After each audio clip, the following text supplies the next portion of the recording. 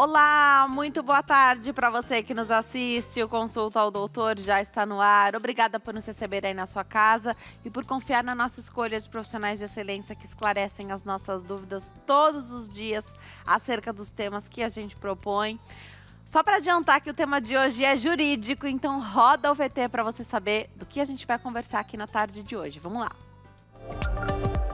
Direito imobiliário trata e regulamenta várias questões, como, por exemplo, condomínio, aluguel, compra e venda de imóvel. A pandemia trouxe alguma mudança para essa área do direito? Como ficaram os contratos e os reajustes? O Consulta ao Doutor de hoje tem tema jurídico e já está no ar. E para esclarecer as nossas dúvidas, eu tenho o prazer de receber o advogado, Dr. Diego Sanches. Doutor, obrigada por ter vindo. Sempre uma alegria te receber aqui. Boa tarde, Denise. Boa tarde a todos. Agradeço o convite. Para mim é sempre uma alegria estar aqui presente e poder explicar, conversar sobre esses temas que são bem importantes do cotidiano, né? E aí vai chegando o fim do ano, né? Então todo mundo quer saber se vai ter alguma mudança, como é que estão aí as questões de contratos, reajustes, né? A gente vai entender tudo ao longo do programa. Você que está em casa já sabe que pode participar do Consulta ao Doutor enviando a sua pergunta através do nosso WhatsApp. O telefone é 11 3337 5886. Já salva o contato aí para que você possa interagir conosco conforme as suas dúvidas forem surgindo durante o programa. Doutor, vamos começar então por um tema que sempre interessa bastante, que é a questão de reajuste do aluguel. Então a gente teve esse momento, né, diferenciado aí, que é a pandemia. As coisas ficaram meio bagunçadas, não se sabia o que pode ou não. Claro, nada previa, nenhum contrato nunca, jamais previu, né, uma situação como essa em que nós ainda vivemos. Houve algumas mudanças, né, na questão do reajuste, as imobiliárias aí propondo, mas parece que o proprietário ele podia, na questão do aluguel, aceitar ou não. Novos contratos já vieram de maneira diferente. Explica um pouquinho para a gente. Então, Denise, esse é um ponto que vem trazendo muita discussão nesse meio, né, de quem está no mercado mesmo, porque a gente passou por alguns momentos bem complicados, né, com relação a locações, principalmente. A gente fala de um período de pandemia em que muitas pessoas perderam a sua fonte de renda e nesse pós-pandemia que nós estamos vivendo agora, com alta de inflação, o IGPM ele subiu demais, né, de uma forma excessiva. E o IGPM sempre foi o índice utilizado historicamente para reajustes de aluguéis. E com esse aumento tão elevado, agora esses contratos estão sofrendo, esses locatários principalmente estão sofrendo com esse reajuste tão elevado. Então é sempre muito significativo, muito complicado de colocar isso na balança, se deve reajustar o aluguel com o valor desse IGPM ou não, porque muitas vezes o proprietário fala, mas ano passado eu não reajustei também o aluguel por conta da pandemia, e o inquilino fala, mas eu não tinha como também fazer esse reajuste. Então é sempre muito complexo, né? Então tem que se sentar muito com calma, locador, locatário, imobiliárias, para tentar chegar a um meio termo aí que agrade, né, ou que não prejudique tanto uma dessas partes. E essa conversa, né, então sentar para conversar, isso sempre existiu. Sim. Sempre foi incentivado pelos advogados que se fizesse isso, né, conversar, expor situação, olha, a vida mudou, questão de emprego, renda, né, então, e ficava muito ali do bom senso, né, do que você ia pedir como benefício para aquele momento, e do bom senso de quem é também o locador, né, de fazer de ajudar. Agora, se nos contratos novos estiver uma mudança, a gente fica suscetível sempre a essa mudança. Você falou do IGPM, né, esse índice aí que explodiu no ano passado, né, e ainda segue bastante em alta, mais do que nos outros anos, se a gente for comparar. Se não for ele a ser usado, qual outro pode ser usado para um reajuste? As partes, né, o locador e o locatário, eles podem combinar desde o início qual é o índice que vai ser utilizado. De uma forma muito geral, quase que a totalidade dos contratos de locação se utilizava o IGPM.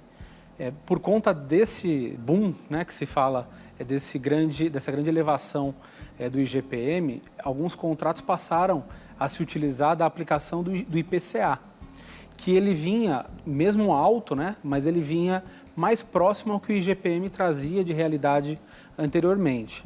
O problema é, né, naqueles contratos que estavam vigentes, qual índice se aplicava, o IGPM ou o IPCA? Se a gente for olhar exclusivamente com o que diz o contrato, seria o IGPM.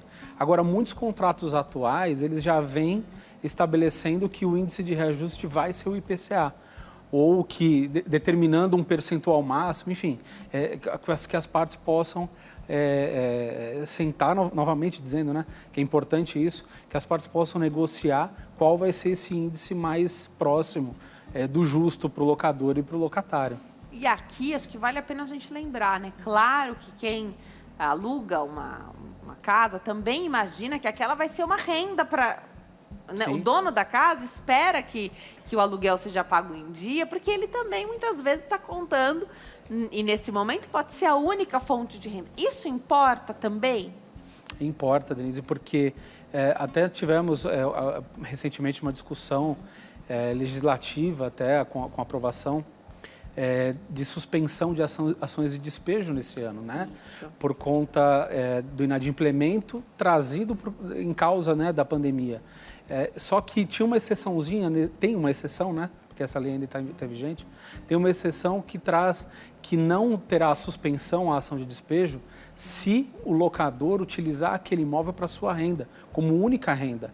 E nada mais do que justo, né? Porque a gente tem que entender o lado do locatário, que está, sim, com dificuldade de pagar, de honrar com a sua obrigação. A gente tem que partir do pressuposto que o locatário ele não está inadimplente porque ele quer, né? É por uma situação que aconteceu, mas a gente também tem que enxergar a necessidade do locador, que alguns, sim, ele tem aquilo como rendimento e simplesmente dessa maneira, mas mesmo outros, né, eles precisam desse valor para pagar seu convênio médico, para pagar suas contas do dia a dia, enfim. Perfeito.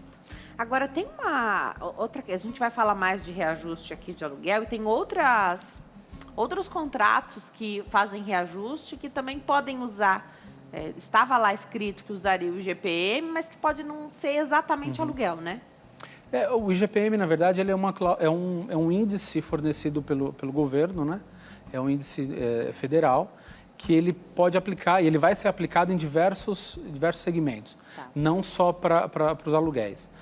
Mas, por exemplo, correção de mensalidade escolar, isso. Por exemplo, também que isso impacta de forma muito ativa, né? E para esses reajustes também pode haver uma conversa, pode. Já que fugiu do controle. É, né? Sempre muito importante, quando a gente fala de contratos, a gente tem que analisar alguns fatores, né?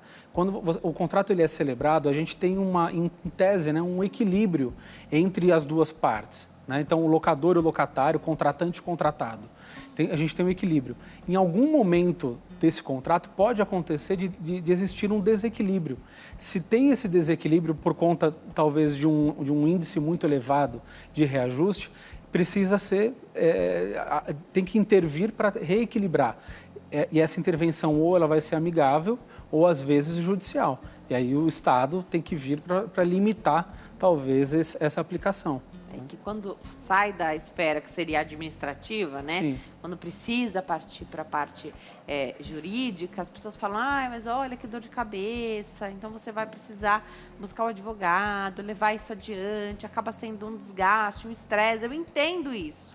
Mas você não pode pensar que a única maneira de driblar uma situação tão diferente quanto aconteceu e ainda acontece conosco aqui no caso da escola, você tem que mudar para um colégio mais em conta, né? Um colégio mais barato, para que você possa conseguir pagar com o reajuste do índice que está valendo ali no contrato, só porque você assinou aquele contrato. A Sim. gente tende a achar, doutor, mas está vendo, eu assinei, devia ter pensado nisso antes. Não tinha como pensar, né? Não, é verdade. A gente tem que colocar, as pessoas têm que entender duas coisas, basicamente, que sim, está no contrato, eu tenho que cumprir. É o primeiro ponto. Eu tenho que cumprir aquilo que eu me comprometi. Mas podem acontecer coisas nesse meio tempo que inviabilizem esse cumprimento. Só que o que a gente não pode colocar à frente é que aconteceu qualquer coisa que vai acarretar nessa modificação. Mas existem muitas situações que fazem com que tenha que ter essa necessidade de revisão desse contrato, né?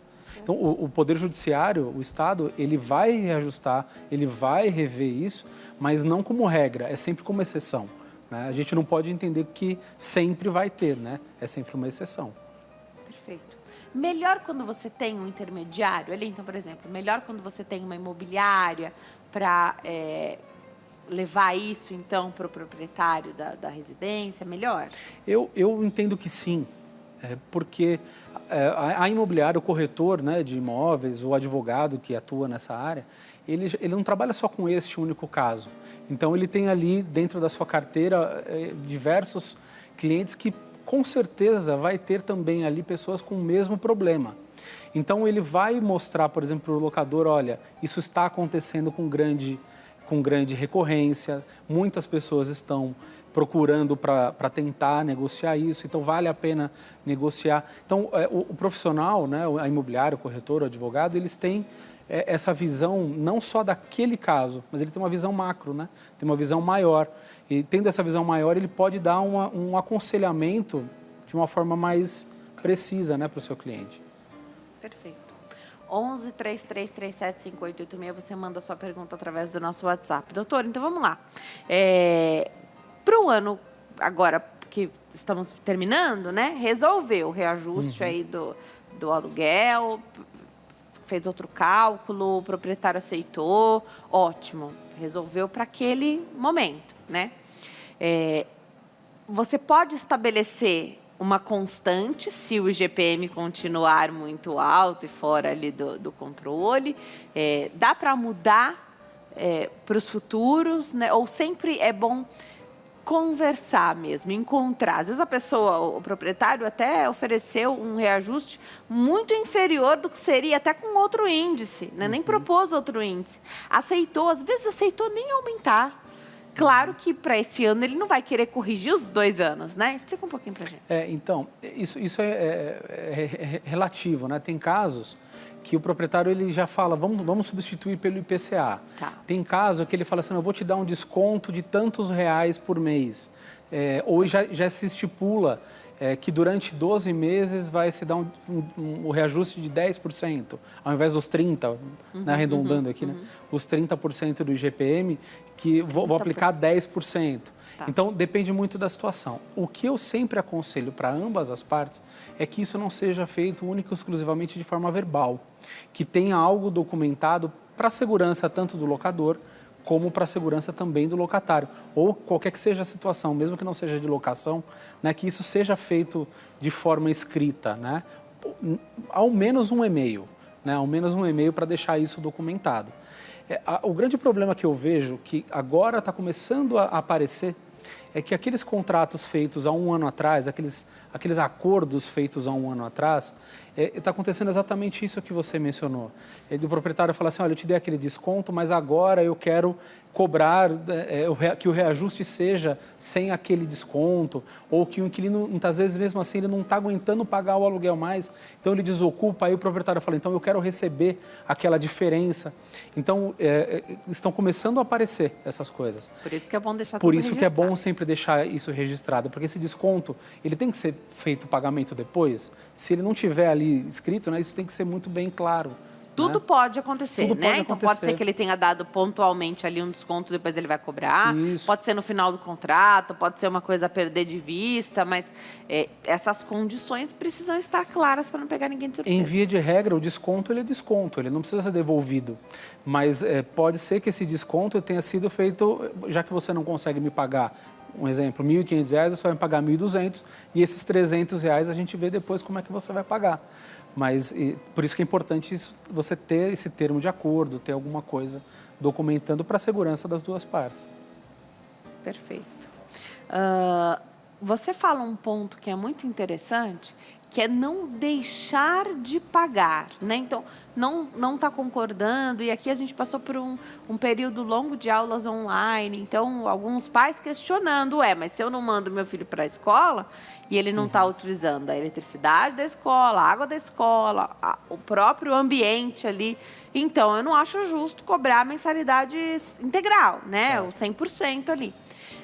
Mas não pode deixar de pagar, é isso? Exatamente.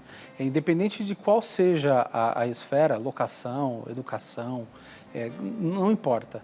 Você contratou o serviço, você está tendo de volta, né, aquele serviço ou aquele produto, você tem que pagar por ele. Se você acha que aquela quantia ela está excessiva, se por análise, procure um advogado, no advogado da sua confiança, né?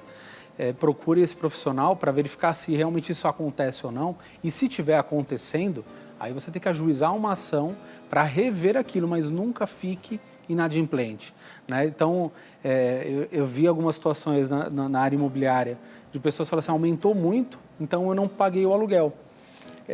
Qual é o problema disso? Uma vez que ele não pagou o aluguel, ele é inadimplente e abre o direito do locador de ajuizar uma ação de despejo. Então, acaba mais complicando a situação do locatário do que favorecendo.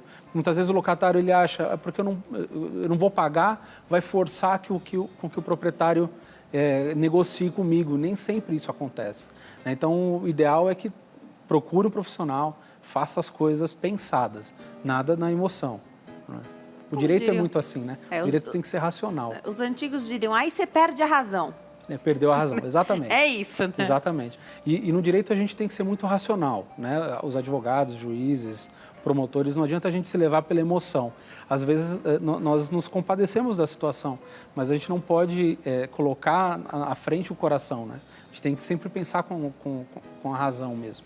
Tem uma questão que eu acho importante, que assim, o índice ele vai sendo corrigido, ele é divulgado mês a mês, a gente meio que está sabendo como que tá, né? Como esperar aí no seu mês de reajuste, como que vai estar esse índice, né? Dá para fazer alguma coisa já antes? Então, para não chegar... O dia chegou o boleto e aí você viu que, puxa, veio 100%, o proprietário nem deu uma forcinha. Vamos falar um pouquinho de organização e planejamento. O que dá para fazer antes? Esse é o ideal, né, Denise? Porque você não deixa... Muitas vezes você fica com um tempo muito curto, porque na hora que chegou o boleto para você, você tem 10, 15 dias ali para fazer o pagamento. E boletos sempre vencem. Eles vencem, não tem o que fazer. Então, o ideal é que você procure com antecedência. Tem inquilino que acha, mas vocês não me avisaram, a imobiliária não me avisou, Perfeito. O locador não avisou que vai ter o reajuste. Está lá no contrato, o reajuste ele é automático, uma vez por ano vai acontecer, né? Então, vai chegar lá o boleto reajustado. Então, você sabendo que o seu reajuste ele é em fevereiro, é em janeiro, é em março, se antevenha isso, né? Faça uma previsão já e converse com a imobiliária ou diretamente com o locador, se não tiver essa intermediação, para tentar já fazer alguma coisa.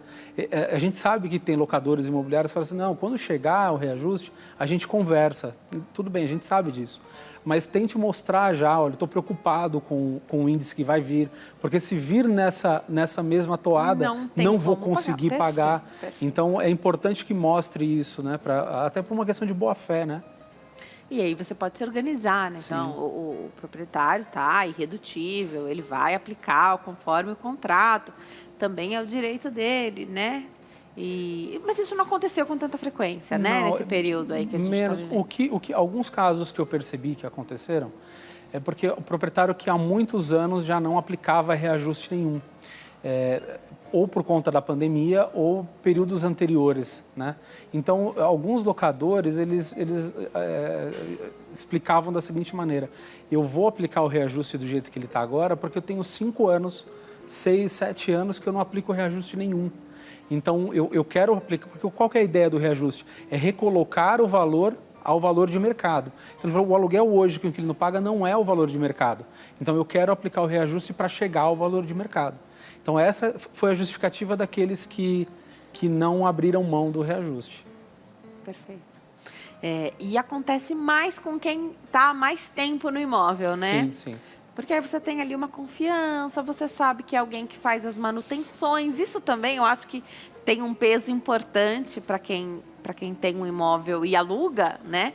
Tem gente que não cuida nada de uma casa alugada, né? Tem inquilino que faz ali todas as manutenções, às vezes até manutenção que nem é da alçada dele, ele mesmo faz, ele avisa, mas ele faz para não onerar, porque já sabe que está com valor mais baixo do que seria, né? Para não ter que desocupar o aluguel. Já eu te pergunto sobre essas questões aqui, reformas, uma série de situações que durante os meses mais críticos aí da pandemia até pararam. A gente não sabe o que nos espera ainda para os próximos meses com relação à Covid, mas a gente espera que tudo possa continuar, que essa retomada possa continuar. Vamos para a perguntinha que chegou através do nosso WhatsApp? 11 3337 5886. Vamos lá. Adriana, uma escritura de lote pode ter 2 proprietários? Se pode, tem como separar? Obrigada, Adriana. É uma pergunta bem recorrente, né? Quando a gente fala de terreno, de imóvel, em tese a gente parte do pressuposto que eu posso dividir a coisa, né? Que eu posso dividir. Para responder isso, eu precisaria responder categoricamente, com toda certeza. Eu teria que saber qual é o município e verificar qual é a regra daquele município. Por que eu digo isso? Porque cada município tem uma legislação orgânica, né? Uma legislação municipal que delimita qual é o mínimo de cada terreno.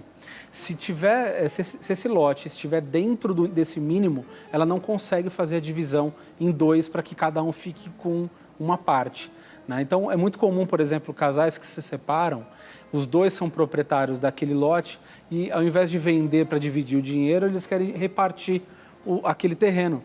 Mas nem sempre isso é possível por conta do impedimento da lei, né? Então, pode ter 2 proprietários, mas para fazer a divisão tem que ver no próprio município.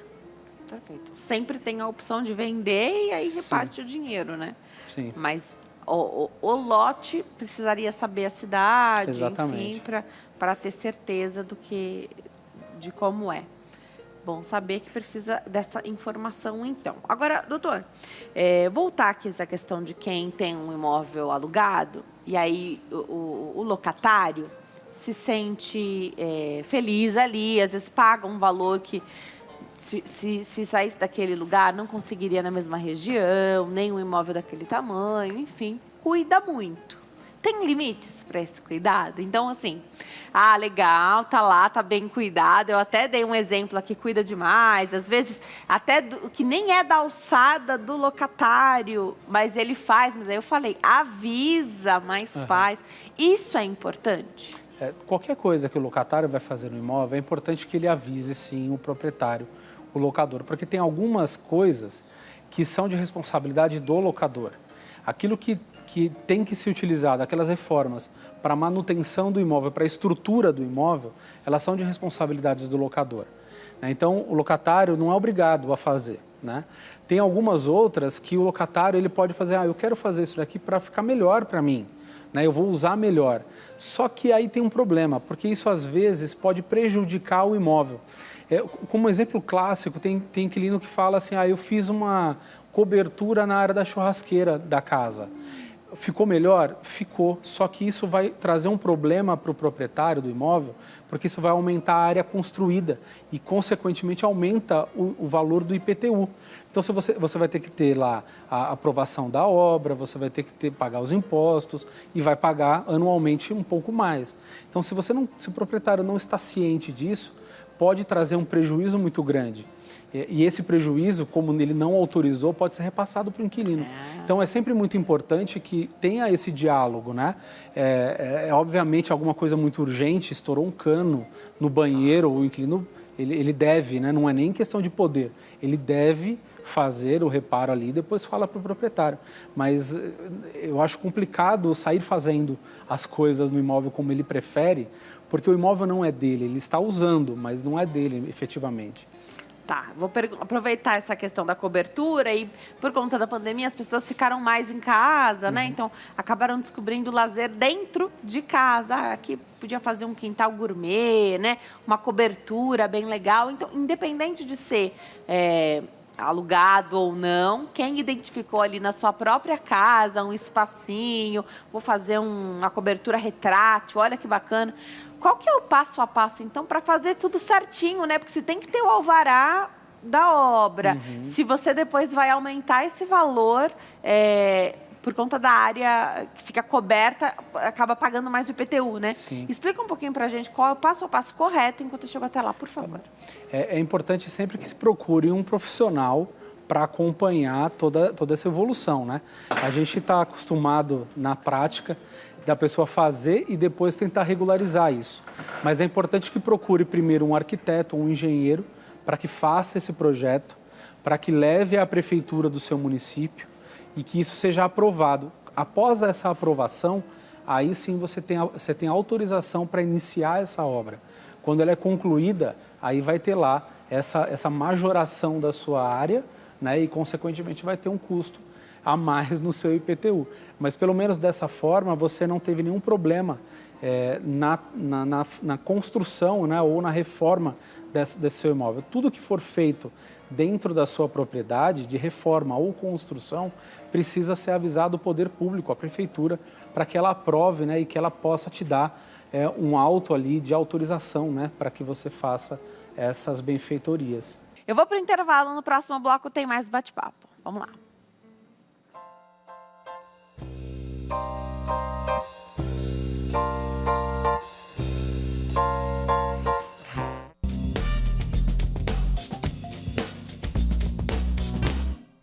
Nós estamos de volta, hoje falando sobre direito imobiliário com o Dr.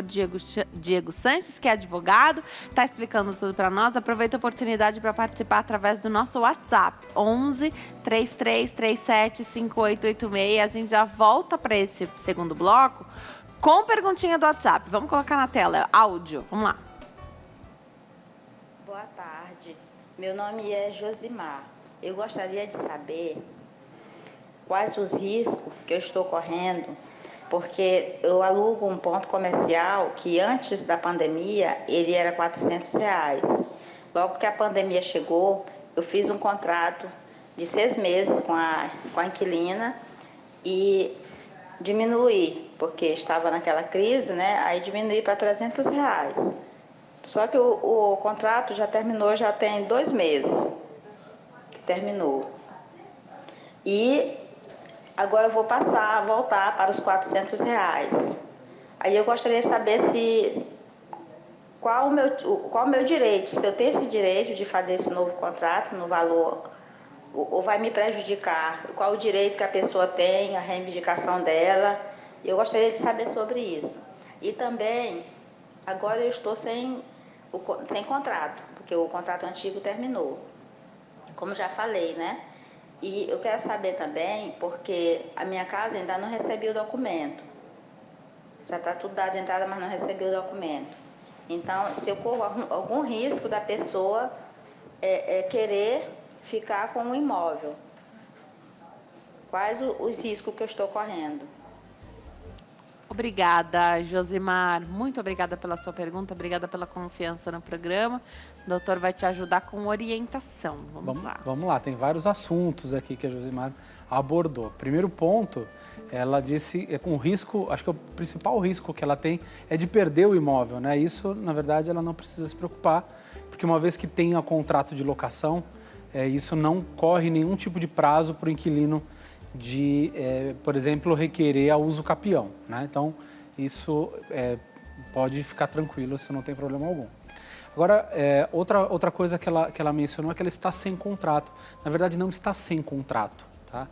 O contrato de locação a gente faz por um tempo determinado. Só que uma vez que vence esse prazo determinado, ele não significa que não existe, agora não tem mais nada. Ele se prorroga. Então, o contrato também não é renovado, ele é prorrogado por tempo indeterminado. Então, é como se você pegasse aquele mesmo contrato e agora ele passa a viger até que se faça um novo contrato. Então, ela tem sim um contrato de locação. É sempre importante, principalmente pensando no locador, que tenha ali um contrato firmado, né? Então, a minha orientação seria que ela procurasse realmente a locatária para que fizesse um novo contrato de locação e estabelecesse ali as novas cláusulas, né? Novo valor, novo período, para que fique tudo ali bem determinado, não fique nenhuma dúvida, porque percebe que ela tem bastante dúvida, ela tem medos. Então, fazendo um novo contrato, essas suspeitas, elas acabam sendo esvaziadas, né? Elas acabam sendo excluídas. Ela deu uma reduzida no valor, né? Um ponto comercial, ela reduziu o valor por conta aí da pandemia. Agora, então, me preocupou um pouco que ela falou que já faz 2 meses que venceu o contrato do período que ela deu aí de desconto, né? Aí eu pergunto, será que esses 2 meses ela recebeu? Não recebeu? Recebeu com desconto? Exatamente, recebeu o valor integral ou recebeu o valor do desconto? Isso. Porque também a gente precisaria entender como é que foi estabelecido esse desconto, né? Esse desconto, ele ficaria por qual tempo, né? Qual período? Depois daquele período voltaria a ter o valor original ou teria que fazer um novo contrato? Então isso precisaria verificar. E exatamente por isso que eu digo que tudo tem que estar escrito, porque as dúvidas elas surgem, né?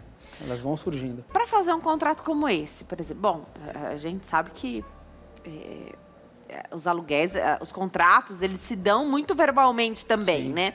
Como que é isso com relação aos imóveis, né? Dá para só colocar no papel? A pessoa bem intencionada, se coloca no papel ali, as 2 partes assinam, isso tá bom ou é melhor passar com um profissional? O profissional, ele tem um olhar um pouco mais crítico, né? Ele analisa algumas situações de forma muito mais profunda. Mas se você não quer levar para um profissional, dá para fazer o contrato, como você bem disse, ele pode ser verbal e eu diria que a maioria dos contratos que existem hoje no dia a dia são verbais. Desde aquele cafezinho que a gente pede na padaria, eu estou comprando um produto, um serviço de forma verbal, eu não assino nada com eles. Mas o contrato de locação admite-se, né, o contrato verbal, mas não se sugere que seja verbal. O ideal é que seja escrito. Então tem algumas cláusulas que são primordiais, né? É lógico que a qualificação das partes, a descrição do imóvel e o tempo, né, de período de vigência daquele contrato. Isso é o principal de um contrato de locação, né? Depois disso, você vai passando para algumas outras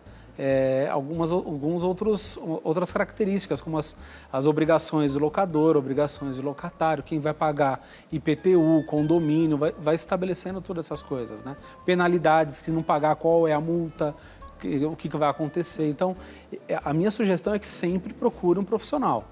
Mas ele é possível, não poderia dizer de forma alguma aqui que não pode, não tem validade, né? Que fosse feito de forma diferente. Colocar no papel pelo menos o que é principal, Sim. né? Assinem as partes e aí fica todo mundo tranquilo, porque senão a gente depende muito do que o outro entendeu também, né? Exatamente. Colocar no papel, que aí você corre menos risco. Porque senão fica aquela discussão, mas você disse tal coisa. Não, eu não disse. Eu quis dizer, né? E eu quis dizer, aí fica muito difícil. É bom saber, isso que a nossa telespectadora pergunta, traz aqui uma outra questão importante. Você vai alugar um ponto comercial, você está alugando um lugar para você morar. É bom saber sobre a documentação desse imóvel? É importante, principalmente quando se fala de comércio, Denise. Porque dependendo da atuação que você quer seguir naquele local, você precisa verificar se a prefeitura autoriza ou não.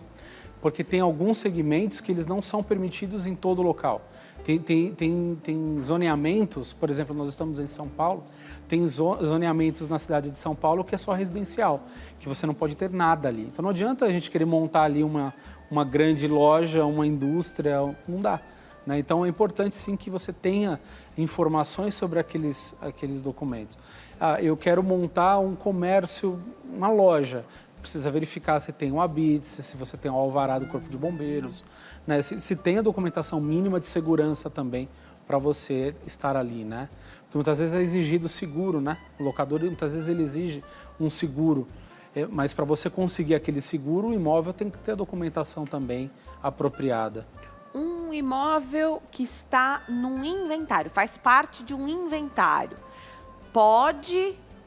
você pode morar nele, você pode alugar para um comércio, se permitir essa questão do zoneamento, né, da região, ou é melhor não? Ele pode sim. É importante, quando a gente fala em locação, a gente não está falando em propriedade, a gente fala em posse. Então, eu alugo aquilo que eu tenho posse, que está no meu direito de uso. Então, por isso que é possível se alugar, mesmo que você não seja proprietário. É um pouco confuso, é difícil muitas vezes as pessoas distinguirem isso. Mas mesmo não sendo proprietário, eu posso alugar a coisa, né? Eu posso alugar. Se está na tramitação de um inventário, aí precisa verificar qual é o pé que está esse inventário.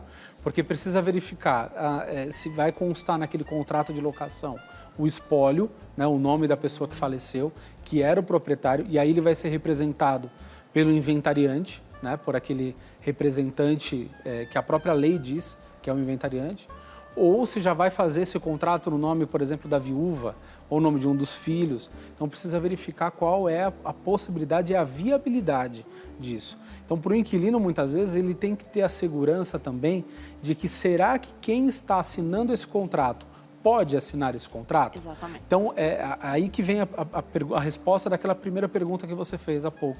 É importante eu verificar o documento? Sim. Para você ter toda a segurança, eu estou morando, estou estabelecido ali, será que essa pessoa poderia me dar essa posse? Então, é importante sim. Excelente.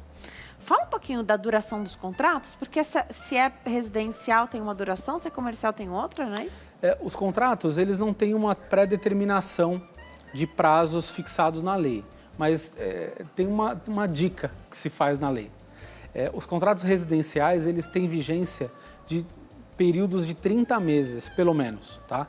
Isso porque a lei dá alguns benefícios para o locador de contratos feitos com pelo menos 30 meses de vigência. Então, usualmente, contrato de locação residencial, né, para moradia, 30 meses.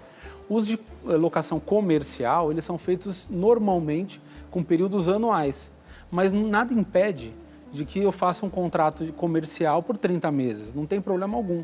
Como também não tem problema de eu fazer um contrato residencial de 50 meses, tá? Eu não tenho um impedimento. Como também agora nós estamos chegando ao final do ano, se eu quiser fazer um contrato de temporada, de até 3 meses, eu quero alugar uma casa na praia, então eu faço um contrato por 3 meses, 2 meses, 1 mês. Só um contrato de temporada. Então, a lei, ela traz, a única hipótese que ela traz fixamente, né, de forma bem taxativa, qual é o período de contrato, que é o contrato de temporada, que são no máximo de 3 meses. O resto são só indicadores, né, e aí a gente, na prática, vai acabando deixando da forma mais prática, né, para as partes. Perguntinha do público, vamos colocar na tela que chegou através do nosso WhatsApp. Pergunta da Marli. Fiz um contrato de 6 meses, mas o inquilino saiu da casa no 5º mês e não pagou o último aluguel. Nem a conta de luz, nem a conta de água. O que devo fazer? Marli, obrigada pela sua pergunta. Então, esse é um contrato que a Marli fez Foge totalmente diferente daquilo da prática, mas também existe esse tipo de contrato. Eu vejo muito essa situação, não sei se é essa a hipótese, da pessoa que vai reformar a sua casa, não tem como morar ali e aluga uma outra casa por 6 meses para residir ali, né?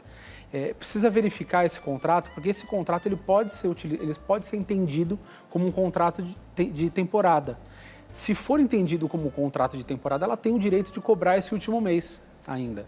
Então precisa verificar qual é o teor, como é que ele está redigido esse contrato. Ele tem que ser escrito. Para que eu tenha meios de executar. Agora, com relação à água e luz, é um pouco mais fácil de responder, porque se o inquilino saiu do imóvel, desocupou, deixando débitos de água e luz, é responsabilidade dele, inquilino, de fazer o pagamento. Tanto é que hoje, as companhias de fornecimento de água e luz, elas já deixam a conta em nome do próprio inquilino, para que não tenha esse tipo de problema. Mas se está em nome do locador, o locador pode, e aí eu aconselho que pague essas contas para não negativar, né? Para não ficar com restrição, e aí depois cobre isso do inquilino. Mais uma participação através do nosso WhatsApp, vamos lá. Celso. Eu e meus irmãos temos um imóvel deixado de herança dos meus pais. Tem uma pessoa interessada em alugar, mas tem interesse em comprar. Neste caso, seria necessário contrato de aluguel? Obrigada, Legal. Celso. O Celso fez uma pergunta também interessante, que tem gente que faz, deixa eu morar aqui para ver se a casa é boa, se a vizinhança é boa, se a rua, se eu vou me adaptar, né? Então, é importante. Se ele vai morar ali por um período que não é compra, tem que fazer um contrato de locação, Celso. É melhor. E aí um conselho, faça um contrato de locação já com a possibilidade de compra, porque ele vai ter tanto tempo, 1 ano, 10 meses, 6 meses, para ele exercer esse direito de compra. Porque se ele não exercer esse direito de compra dentro daquele período, abre para vocês, proprietários, a possibilidade de vender para um terceiro. Né? Então, aluga já para ele já tem ali já a notificação que está cumprindo já com a regra da lei de dar preferência para o locatário. E aí, se ele não exerce esse direito de compra, você pode vender para outra pessoa. Legal. Você falou da possibilidade, que é muito legal, hoje está muito mais fácil, né? De fazer a mudança ali da conta de água, de luz, de gás, né? Você consegue mais fácil hoje fazer essa mudança para o nome do inquilino, né? E aí a responsabilidade é dele, se houver algum problema, o nome é dele que fica negativado e não o do proprietário ali do imóvel, né? Mas e condomínio, IPTU, que a gente sabe que são responsabilidades do proprietário, mas que depende do combinado, né? Precisa ser pago já com o boleto, mesmo no nome da outra pessoa, do proprietário, fazer o pagamento. É sempre um risco? Como que você avalia isso? Tem algumas coisas dentro da locação que são responsabilidades do locador e tem algumas que são do locatário. Quando a gente fala de IPTU, condomínio, a gente está falando de situações de cobranças que ficam atreladas ao imóvel. Se essas cobranças elas ficam atreladas ao imóvel, eu, pensando do lado do proprietário, do locador, aconselharia que ele ficasse responsável pelo pagamento. Então, que o inquilino pague no boleto do aluguel, lá, se é pela imobiliária, ou que ele pague para você diretamente em conta, na sua conta corrente, que ele pague o valor integral de aluguel, mais IPTU, mais condomínio, e você, proprietário, pague o condomínio e o IPTU para que você tenha certeza absoluta de que ele está pago. Ou que acompanhe, né, na prefeitura, no condomínio, se estão sendo pagos. Com relação à água e à luz, a gente tem uma mudança, né, na forma prática de um tempo para cá, que antes se entendia que tanto a água quanto a luz, elas eram como é o condomínio, o IPTU, que elas eram serviços fornecidos ao imóvel. Então, a responsabilidade, em caso de não pagamento, seria do proprietário. Só que houve uma mudança disso, então se admite que é contrato, relação de consumo, inclusive. Vai lá para o direito do consumidor, que então aquele que está usando é aquele quem deve pagar. Quem está usando aquele serviço é o locatário. Então é importante que o locador, pensando aqui de um lado do locador, eu sei que você tem público tanto locador como locatário, né? Mas pensando como locador, é importante que essas contas de consumo estejam em nome do locatário, porque eventualmente se o locatário não fizer o pagamento, a responsabilidade é dele. Essa questão do condomínio ainda, dessa cota condominial, não sei se tem ou se tinha, né, uma questão de que se você vai acumulando uma dívida, ela se pagaria com o valor do imóvel? Não tem isso? O condomínio ele tem algumas formas de cobrança, né, dos valores das cotas condominiais. É difícil chegar a esse ponto, mas é possível, por conta do valor, né? Então, para você conseguir penhorar um imóvel, a sua dívida ela tem que ser um valor mais elevada, né, para conseguir levar esse imóvel para venda pública, né, o leilão, né, o asta pública que se fala. O condomínio hoje ele pode inclusive negativar o nome, ele acaba fazendo coisas mais sutis que muitas vezes no dia a dia, no cotidiano, acaba trazendo mais efeito. Mas é possível sim que se perca a propriedade por conta de débitos condominiais. Então, se está no nome do inquilino, você fica de olho também, né? E já vai fazendo essas cobranças do jeito certo, porque também não pode expor a pessoa que está em débito. Antigamente os condomínios colocavam dentro do elevador, a relação dos inadimplentes. Isso não é possível, né? Tá. É importante que os proprietários tomem cuidado, porque se tiver com débito de condomínio, o condomínio pode ajuizar a ação e não necessariamente ele cobra o apartamento, ele pode cobrar você diretamente, a sua conta corrente, o seu carro, outros bens que estejam em seu nome. Excelente. Perguntinha do WhatsApp, vamos lá. Cláudia, Um inquilino que mora há mais de 5 anos num imóvel e não tem contrato de aluguel, ele pode tomar a casa por tempo de moradia? Essa pergunta tem sido recorrente, não só hoje, mas várias vezes que eu recebo o doutor Diego aqui, que a gente fala de direito imobiliário, essa pergunta vem. Dá para entender que esse é um medo constante, né? É um medo de muita gente. E tem gente que acha que mesmo tendo o contrato, que teria esse problema, né? E na verdade, novamente, Cláudia, é importante que a gente fale disso, porque é um medo recorrente, né? Existe contrato. Ele não tem um contrato escrito, mas tem um contrato verbal. Então, se você tem esse contrato verbal, junte lá, deixa guardadinho lá os comprovantes que o inquilino está pagando para você o aluguel, que você está pagando o IPTU, enfim, que você tenha os comprovantes de que exista uma relação de locação, né? Que você não está lá, que não abandonou o imóvel, a pessoa está pagando o aluguel para você. E é isso, é o abandono que não pode acontecer, porque eu também posso, eu tenho um imóvel, eu posso dizer assim, pode morar nesta casa por 1 ano, 2, a pessoa às vezes fica 5, 10 anos, é um empréstimo, essa casa não é dela, né? Exatamente, exatamente. Então, a partir do momento que eu tenho um contrato de locação ou de empréstimo, né, como você disse, perfeito, verbal ou escrito, não importa, né, eu tenho que ter mecanismos e meios para provar que eu não larguei ali, né? A lei usa o termo que o ocupante ele tem que provar a posse mansa e pacífica, ou seja, que ninguém incomodou ele ali na posse durante esse tempo. E tanto a locação não admite isso que a pessoa tem que pagar ali mensalmente, senão alguém vai incomodá-la, né? Perfeito. Pergunta aqui, ó. Eu sou um morador de aluguel. Apesar de eu sempre avisar o proprietário, eu faço as reformas necessárias no meu imóvel, manutenção da minha residência, etc. Isso tem efeito negativo no contrato? Não, de forma alguma. Eu vejo mais como efeito positivo, porque, primeiro, para o bem-estar dele, né, do locatário, que está morando numa casa que ele preserva, né? Então, o bem-estar dele. Mas, num segundo momento, ele acaba tendo um pouco mais de argumentos para negociar com o seu proprietário, né? Que o proprietário vai entender que aquele locatário é um bom locatário, né? Que além de pagar o aluguel, preserva o imóvel. E é importante que se fale, Denise, que é obrigação do locatário manter o imóvel, né? Fazer as manutenções. É que algumas não são dele, né? Algumas são obrigações do locador, mas é obrigação do locatário manter, preservar o imóvel. E aquelas que não são obrigações dele, ele tem que notificar, tem que avisar o locador, olha, precisa arrumar tal coisa, porque está com problema ali. Deixa eu trazer aqui, então, um exemplo, só para a gente conseguir entender, de um portão, por exemplo. Porque o portão está lá de fora, ali da casa, o proprietário passa e ele vê, nunca foi pintado, aquilo está... Daqui a pouco você tem que trocar ali o portão. Daqui a pouco ele não serve nem para impedir que alguém entre ali na casa mais, né? Às vezes tinha uma estrutura elétrica ou automatizada que também não está sendo usada e não tem as manutenções, coisas que a gente sabe que precisariam de manutenção.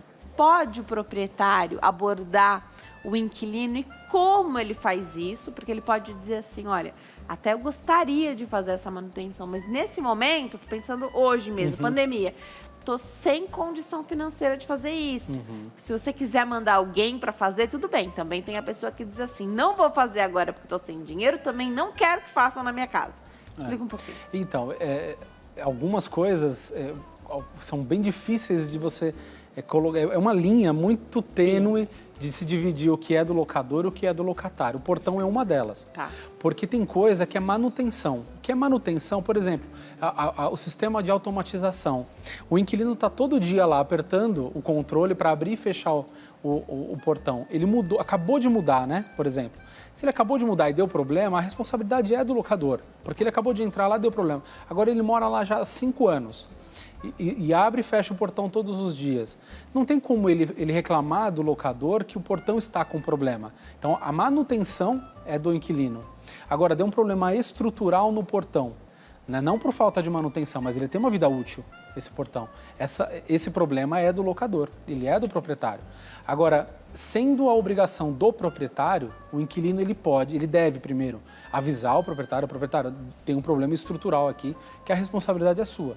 Se o proprietário não fizer, tem o direito, está na lei, né, na lei do inquilinato, é que o inquilino ele pode fazer e aí depois cobrar do locador esse valor, porque ele precisa arrumar, é algo estrutural, você não pode ficar na sua casa sem portão por questão de segurança, então você pode fazer e cobrar isso do locador.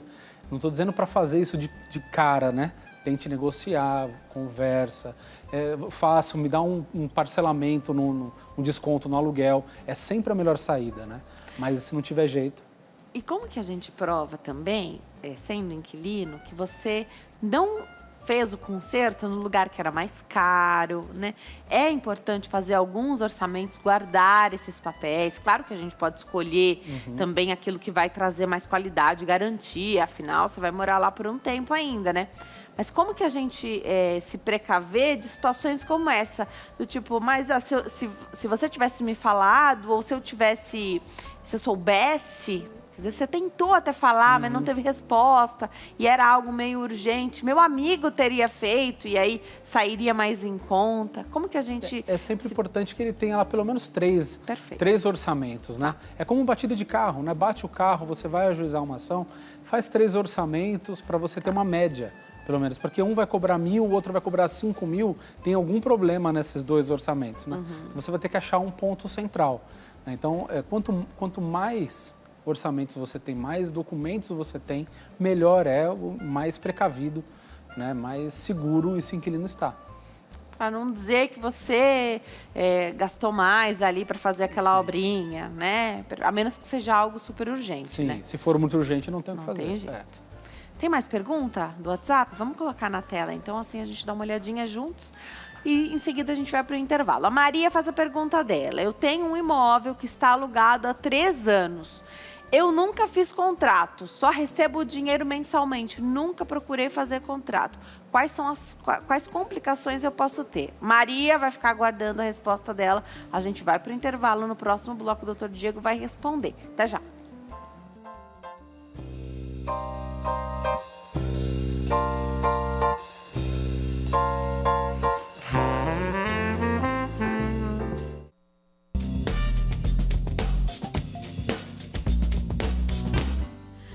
Nós estamos de volta hoje com o tema jurídico, direito imobiliário. Dr. Diego Sanches é o nosso convidado, ele é advogado. Fui para o intervalo, deixei a perguntinha da Maria. Vou pedir a gentileza da gente colocar de volta na tela a pergunta da Maria, que chegou através do nosso WhatsApp, para a gente reler e aí o doutor explica. Tenho um imóvel que está alugado há 3 anos, nunca fiz contrato, só recebo o dinheiro mensalmente, nunca procurei fazer contrato. Quais complicações posso ter? Obrigada, Maria. Maria, obrigado pela pergunta. Na verdade, ela não tem grandes preocupações, grandes problemas, né? Como eu disse, a gente pode ter o contrato ou não, contrato escrito, ela tem um contrato verbal. Mas é importante que ela tenha alguns elementos que comprovem que aquela pessoa mora lá de aluguel, né? Então, um contra-recibo, legal. Ou que a pessoa pague por meio de depósito bancário, porque você vai criando ali provas de pagamento de aluguel, ou testemunhas mesmo, né? As próprias vizinhos podem falar, olha, essa pessoa mora aqui de aluguel, paga aluguel, nunca, não é dela esse imóvel. Voltando ao medo, né, das pessoas de perderem a propriedade. Então, se não tem um contrato, tem que ter alguns elementos que comprovem isso. Provavelmente, como é relação direta de proprietário e inquilino, locador e locatário, provavelmente deve ter muita conversa de WhatsApp. Então, guarde essas conversas de WhatsApp, né, para mostrar essa relação de locação. Então, ela não tem grandes problemas. O maior problema vai ser, na verdade, se o inquilino deixar de pagar o aluguel, que ela vai precisar ajuizar a ação de despejo, ela não vai ter um contrato, é um contrato verbal, e não tem como se cobrar uma multa, uma penalidade por inadimplemento, porque a multa se estabelece por meio de contrato. Se você não tem contrato, não tem multa, né? Então, isso acaba trazendo um certo prejuízo para ela. Perfeito. Várias perguntinhas aqui. Deixa eu trazer uma questão que a gente já até passou do imóvel que está no inventário e de uma dificuldade se não está tudo certinho, se não está bem ajustado em contrato. E aí, acho que especialmente em casos mais difíceis como esse, paga para quem o aluguel? Aí passa, às vezes, as pessoas que estão ali no inventário, né, não estão muito concordando com a situação. Uhum. Aí um passa, quer receber, o outro passa, mas já paguei. Como que funciona essa coisa? A gente tem que ver aí, Denise, se o contrato existia e o locador faleceu, ou se ele alugou já com o proprietário falecido para aquele grupo, né, de herdeiros agora. O mais comum de se dar problema é naquele caso que tinha o proprietário, tinha o locador, e esse locador faleceu. Porque aí vão ter lá vários filhos, muitas vezes netos que estão envolvidos, né, nessa divisão. Qual que é a grande questão? E o inquilino tem que ter isso em mente muito claro. Ele tem que pagar o aluguel. Primeiro ponto. O segundo ponto é para quem? Se ele não tem a documentação do inventário falando para quem ele tem que pagar, meu conselho, é melhor você pagar judicialmente, depositar isso judicialmente, do que pagar para a pessoa errada. Porque se você pagar para a pessoa errada, a pessoa certa vai vir te cobrar e você vai ter que pagar de novo. Então, na dúvida, procure o seu advogado e o advogado vai fazer a analisar o caso e eventualmente vai ajuizar uma ação de consignação em pagamento. Porque ele vai ter que demonstrar, olha, eu quero pagar, não sei para quem eu pago, porque está todo mundo me cobrando, então eu deposito no processo esse dinheiro e deixa os herdeiros irem lá para ver quem que vai receber aquele valor. Excelente. Agora, quem deseja alugar um imóvel precisa passar por um crivo que é importante, né? Então, tem critérios, exigências. O proprietário pode não alugar né, sem ter uma segurança, porque existe esse medo de quem coloca um imóvel para alugar. Quais são as opções hoje? O que é mais comum, que a gente sempre fala aqui, é o fiador. Continua tendo importância essa questão do fiador? Como que é isso hoje? Sempre se faz uma análise, principalmente quando se fala em intermediação em imobiliárias, né? Para verificar se a pessoa tem renda, se ela tem negativação no nome e as garantias, né? A gente fala em algumas garantias. A lei do inquilinato, ela fala de algumas hipóteses de garantia, que são no máximo 3 vezes o valor do aluguel, que é a caução, fiador, seguro-fiança. Né? São essas 3 garantias possíveis. E importante que não posso ter 2 garantias, é uma só. Né? Tem que escolher uma dessas 3 e vai nela, não posso ter 2 garantias. Historicamente, a gente sempre falava como garantia maior o fiador, né? Porque é uma outra pessoa que vai garantir, caso o inquilino não pague, o fiador vai pagar. Só que o fiador ainda existe, é uma figura muito importante, mas cada vez mais ele vem caindo em desuso. Difícil, né? Difícil de alguém falar assim, não, eu sou o garantidor, eu garanto que se a Denise não pagar, eu vou pagar. Então é sempre uma relação muito difícil, muito complexa. Né? Tem que ter uma confiança muito grande, né? E daí vem a palavra fiança, é de confiança. E no mundo que a gente confia menos nas pessoas, naturalmente a gente celebra menos esse tipo de contrato, de garantia. Então vem crescendo muito mais o mercado, né, de locação no segmento de seguro-fiança, porque aí é uma seguradora, como de carro, né, em que caso não pague, a seguradora ela vai indenizar. Só que isso tem um ônus, né, porque ela é mais caro. Né? Como um seguro de carro, você tem que pagar anualmente pela renovação daquele contrato. Tá. Carta fiança e seguro fiança são a mesma coisa? Sim, é alguém, uma empresa, uma seguradora fazendo a garantia. O que tem de exceção aí de uma outra hipótese é o título de capitalização, que é um pouco diferente. O seguro, eu não tenho ali um grande dinheiro de aporte, né? Então eu pago ali mensalmente ou anualmente o valor para que caso tenha um sinistro, o seguro vai me pagar. Agora, o título de capitalização é diferente. O título de capitalização eu deposito para aquela empresa um valor, né, equivalente, por exemplo, a 6 aluguéis, 12 aluguéis, e aí é combinado entre as partes. E aí, caso tenha um inadimplemento, vai se abatendo aquele valor para o proprietário. Só que isso tem um limite. né? Então você tem aquilo que foi depositado é o limite da garantia que está sendo imposta, né? Tem os prós, tem os contras, né, disso. Perfeito. Tem até uma imobiliária que tem crescido, ganhado bastante mercado aí, ela é virtual, enfim, que analisa, não tem fiador, e você não precisa contratar seguro, fiança, nada disso. Ela analisa o teu score, você tem que ter uma renda que seja compatível com aquele imóvel que você quer alugar. Então, bastante critério nessa análise, mas te aprovam mesmo sem fiador. Aliás, esse é o grande nicho, o grande atrativo é isso, não precisar de fiador. O jurídico deve ser fantástico, né? Porque qual é a segurança quando você não tem quem cobrar? Exatamente, Denise. No passado era muito comum, década de 90, anos 2000 mais ou menos, era muito comum que imobiliárias, de forma geral, elas fornecessem esse tipo de garantia.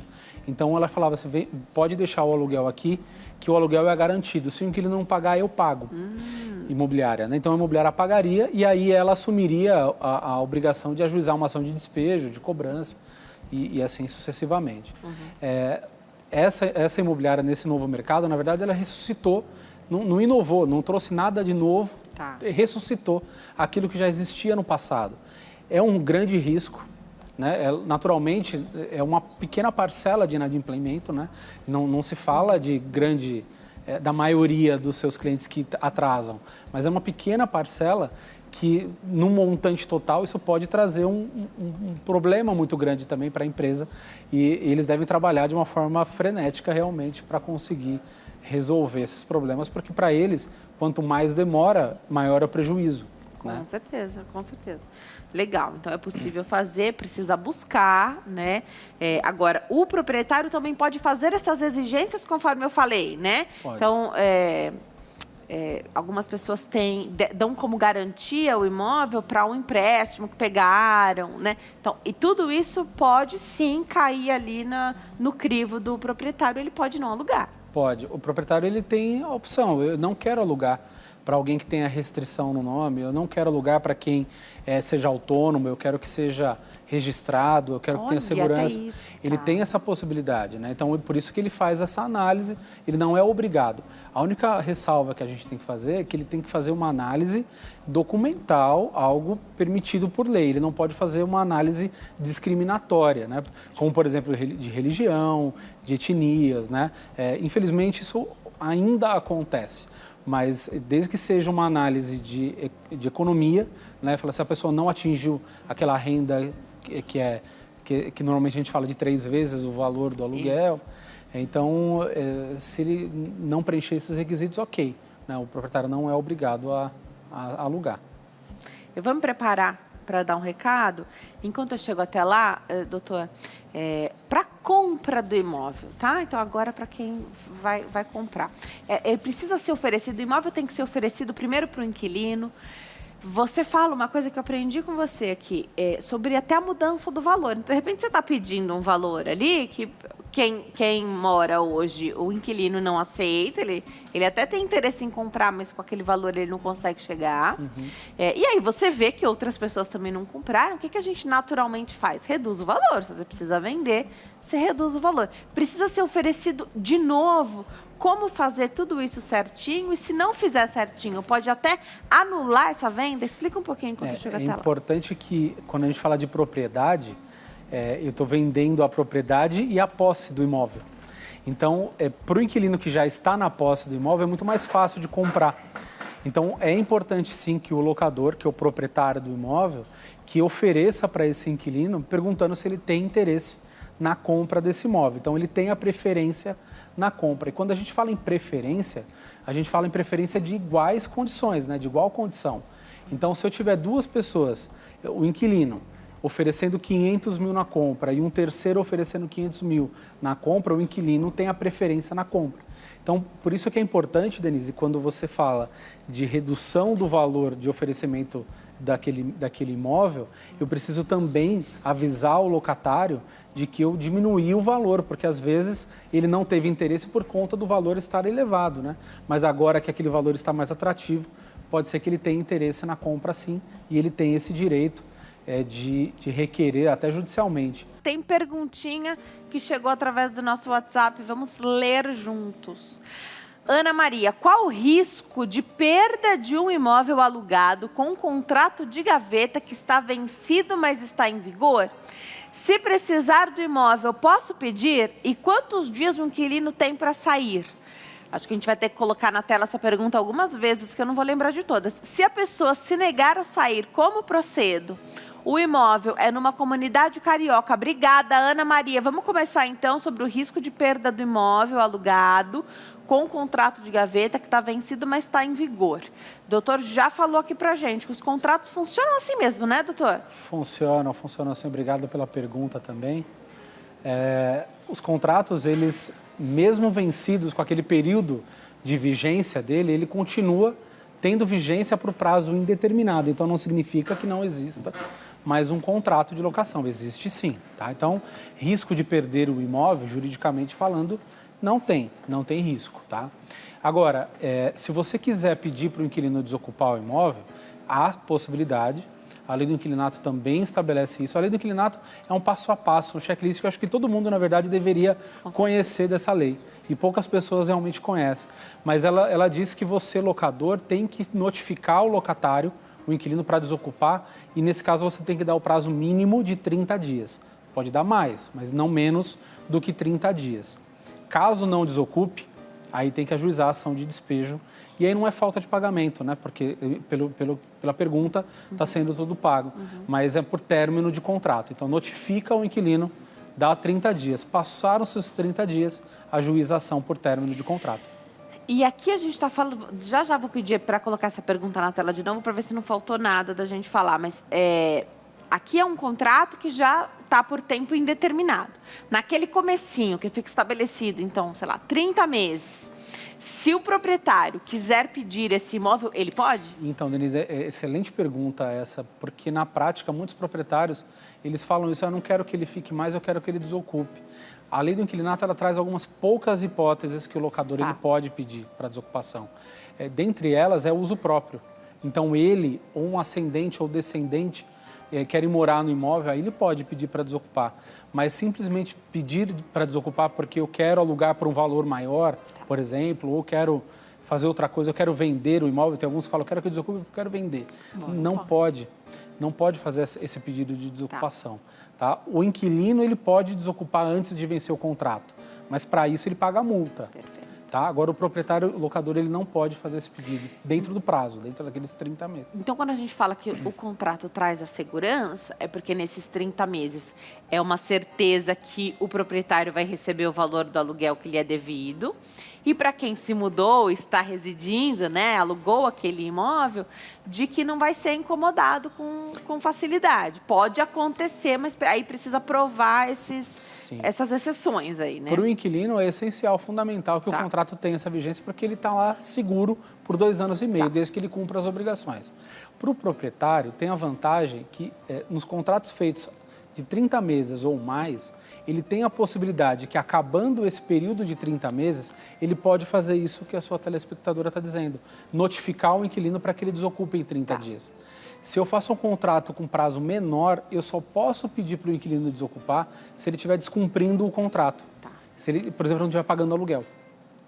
Adoro o imóvel que eu aluguei. Então, acabaram esses 30 meses e agora eu vou entrar naquela seara de que continua por tempo indeterminado.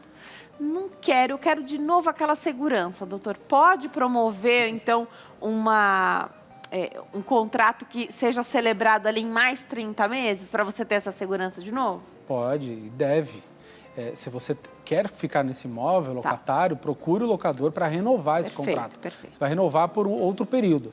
Alguns contratos, mas aí a minoria, não são todos. Alguns contratos, eles estabelecem que, vencendo aquele contrato de 30 meses, se passa, por exemplo, 30 dias, 60 dias, ele se renova automaticamente por mais 30 meses.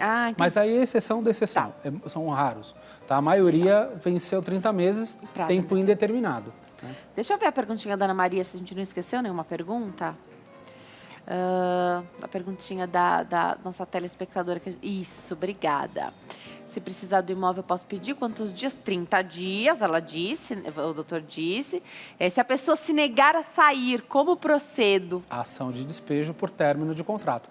Espera passar esse período de 30 dias, não desocupou, ajuiza essa ação. Mais uma pergunta que chegou do nosso WhatsApp? Vamos lá, então, vamos colocar na tela. A Marta. Moro de aluguel e meu marido, que era meu provedor, faleceu. Tenho 20 dias para sair da casa, eu e meus filhos. Ficamos lá 5 anos. E a garantia foi o depósito. Eu recebo esse depósito? Tenho que sair assim de imediato? Excelente pergunta, Marta. Obrigada. É muito importante a pergunta da Marta. Primeiro que o prazo são de 30 dias, sempre de 30 dias. O que pode acontecer é que ela fala de 20 dias, ela deve ter decorrido 10 dias aqui, mas no mínimo são 30 dias, tá, Marta? Segundo ponto, a caução, a lei dá o nome de caução, mas usualmente se fala depósito, é a mesma coisa. Quando a gente fala desse valor, ele tem que ser devolvido no final do contrato para o locatário, corrigido pela poupança, tá? Então tem que ser corrigido. Desde que, e aí vem o desde que, né, que é sempre o ponto de discussão, que o imóvel esteja nas mesmas condições lá do início do contrato de locação.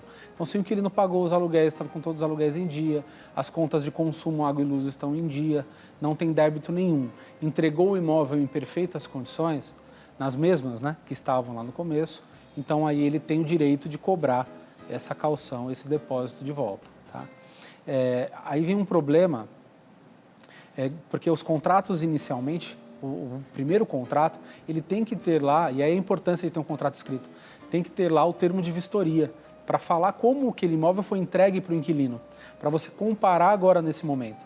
Porque se não tem esse contrato, esse termo no início, esse locador não vai conseguir cobrar agora algum valor, por exemplo, para a reforma desse imóvel. Então, para a garantia do proprietário, essa vistoria é importante. Tem que ser feita essa vistoria.